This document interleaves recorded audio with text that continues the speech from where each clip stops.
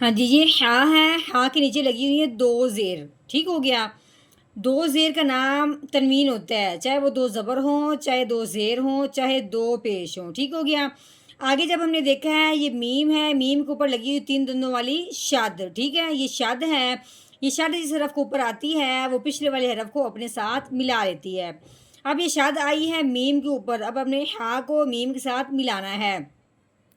دوسری بات یہ ہے کہ جب شاد آتی ہے میم کے اوپر تو پھر میم پہ ہمیشہ غنہ کرتے ہیں۔ اب غنے کا مطلب کیا ہے؟ میم کا غنہ ہوتا ہے منہ بند کر کے ناک میں سے آواز نکالنا ایک الف کے برابر لمبا کر کے۔ تو اب ہم نے کیسے پڑھنا ہے؟ حامیم دو زیر حم لوحم۔ نحمده ونصلي على رسوله الكريم اما بعد فاعوذ بالله من الشیطان الرجیم بسم اللہ الرحمن الرحیم۔ السلام علیکم ورحمۃ اللہ وبرکاتہ۔ امید ہے آپ سب خیریت سے ہوں گے، انشاءاللہ جہاں ہوں گے ایمان اور صحت کی نعمت سے مالا مال ہوں گے۔ ہاں جی، تو آغاز کرتے ہیں ہم اپنے آج کے سبق کا دعاؤں کے ساتھ، تو چلیے شروع کرتے ہیں۔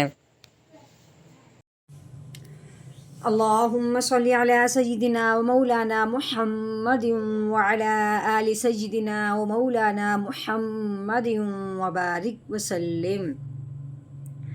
رب اشرح لی صدری ویسر لی امری واحلل عقدۃ من لسانی یفقہوا قولی۔ رب زدنا علما، رب زدنا علما، رب زدنا علما۔ اعوذ باللہ من الشیطان الرجیم بسم اللہ الرحمن الرحیم۔ ہاں جی، یہ فا ہے، فا کے نیچے جو لگی ہوئی ہے اس کو زیر کہتے ہیں۔ آگے یہ یا ہے، یا کے اوپر جو لگی ہوئی ہے اس کو جزم کہتے ہیں۔ یہ جزم جس حرف کے اوپر آئے اس حرف کو ساکن کہتے ہیں، اور یہ جو حرف ساکن ہوتا ہے وہ پچھلے والے حرف کو اپنے ساتھ ملاتا ہے۔ جس کے اوپر بھی یہ جزم آ جائے آپ نے پچھلے والے حرف کو اس کے ساتھ ملانا ہے، یہ ہر ساکن حرف کی بات ہے۔ لیکن اگر یہ جزم یا کے اوپر آئے، جس طرح کی اب آئی ہوئی ہے، یا ساکن ہو، اس سے پہلے حرف کے نیچے زیر آ جائے تو پچھلے والا حرف اس کے ساتھ ملاتے ہوئے ایک الف کے برابر لمبا کرتے ہیں۔ اب ہم نے اس کو کیسے ملانا ہے اور کیسے لمبا کرنا ہے؟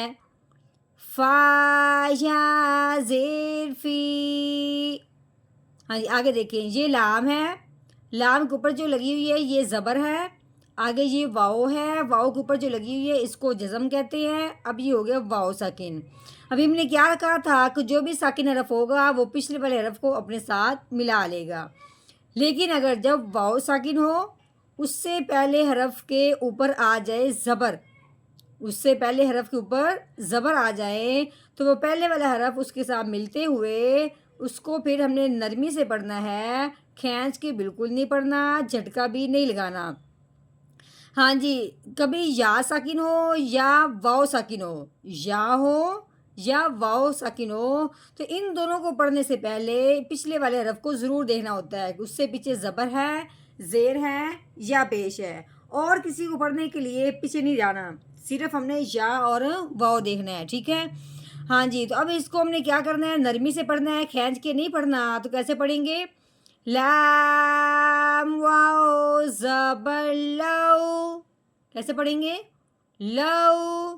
ہاں جی، آگے ہا، ہا کے نیچے آئی ہوئی ہے دو زیر، دو زبر ہوں یا دو زیر ہوں یا دو پیش ہوں، اس کو تنوین کہتے ہیں، ٹھیک ہے۔ اب تنوین والا حرف پڑھنے سے پہلے آگے جب ہم نے دیکھا ہے، آگے یہ تین دندوں والی آئی ہوئی ہے شاد، کس کے اوپر؟ میم کے اوپر۔ میم کے اوپر آ گئی ہے شاد، تو یہ ہو گیا میم مشدد۔ شاد والا جو حرف ہوتا ہے وہ بھی پچھلے والے حرف کو اپنے ساتھ ملاتا ہے۔ اب ہم نے کیا کرنا ہے؟ اس ہا کو اس میم کے ساتھ ملانا ہے۔ دوسری بات یہ ہے کہ شاد اگر آئے میم کے اوپر، جس طرح کی اب آئی ہوئی ہے، شاد اگر آ جائے میم کے اوپر تو میم پہ ہمیشہ غنہ کرتے ہیں پچھلے والے حرف کو اس کے ساتھ ملاتے ہوئے۔ اب ہم نے کیسے پڑھنا ہے؟ حامیم دو زیر حم. تو کیسے بن گیا؟ لوحم. ہاں جی، آگے میم کے اوپر زبر لگی ہوئی، آگے یہ ہا ہے، ہا کے اوپر جزم آنے کی وجہ سے ہا ساکن ہو گیا. ساکن حرف نے کیا کرنا ہے؟ پچھلے والے کو اپنے ساتھ ملا دینا ہے. اب ہم نے کیسے پڑھنا ہے؟ میم ہا زبر مح. کیسے پڑھنا ہے؟ مح.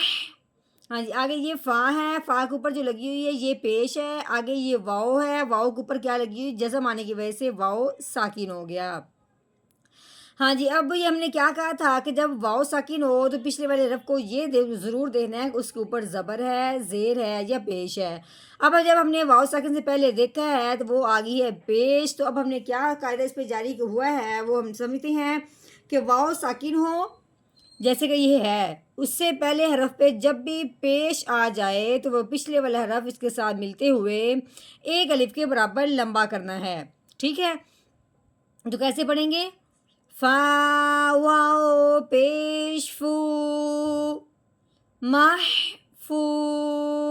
ہاں جی، آگے یہ رو کے نیچے آ گئی ہے دو زیر. ٹھیک ہے، تنوین آ گئی ہے. تو کیسے پڑھیں گے؟ رو دو زیر وین محفوظ. ہاں جی، اب آگے وقف. یہ جو گول دائرہ بنا ہوا ہے اس کو کہتے ہیں وقف. ٹھیک ہے، وقف کی صورت میں جو وقف کے ساتھ والا حرف ہوتا ہے اس کو کر دیتے ہیں ساکن. جس طرح یہ جزم آنے کی وجہ سے ہم حرف کو ساکن کرتے ہیں، اس طرح ہم نے اس واؤ کو بھی وقف کی وجہ سے ساکن کرنا ہے. تو پھر ہم نے زیر جو ساکن جب ہوگا تو یہ جو دو زیر ہیں یعنی کہ تنوین ہے اس کو ہم نے ہٹا دینا ہے. صرف ہم نے اس کی مخرج کی ہلکی سی آواز نکالنی ہے. تو کیسے پڑھیں گے؟ آگے وقف محفوظ محفوظ.